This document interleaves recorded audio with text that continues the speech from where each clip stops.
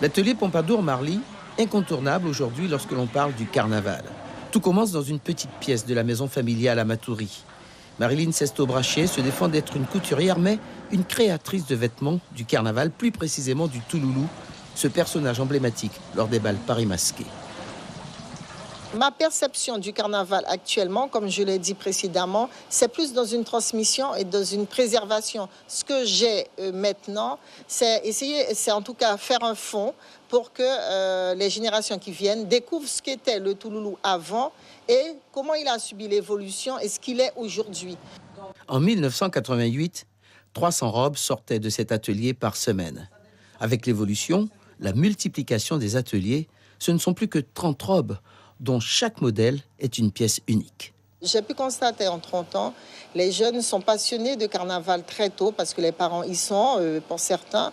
Et souvent, ils font carnaval sans connaître l'histoire et surtout comment faire. Et c'est pour ça que j'ai écrit les 10 commandements du Touloulou en 1994 et ça a été diffusé en 1995. C'était justement pour mettre des codes et un garde-fou à ce personnage qui est important dans le carnaval guyanais. Pour faire connaître sa collection, les modèles sont exposés et présentés lors des défilés particuliers. C'est à ce moment que le client fait sa réservation à condition de trouver la bonne taille. Pourquoi ce choix? Parce qu'elle est magnifique, elle est cintrée, multicolore, il y a un peu de madras, c'est magnifique. Et cela plaira au cavalier que vous allez choisir? Ah, je pense que oui. Il va m'enlacer très fort et on va danser pendant toute la nuit. Il vous faut beaucoup de temps pour choisir le costume que vous avez besoin pour satisfaire le cavalier du samedi soir. Oui, mais c'est aussi surtout pour que le Touloulou soit bien dans sa robe. Comme ça, le Touloulou peut danser, le Touloulou peut tourner, peut lever les bras et le Touloulou est à l'aise.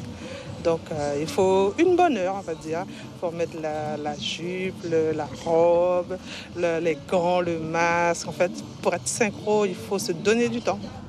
L'atelier Marly a beaucoup évolué en 30 ans. De nombreuses expositions ont lieu pendant toute la saison carnavalesque et des prestations sont demandées à l'étranger dans le cadre de la promotion du carnaval guyanais.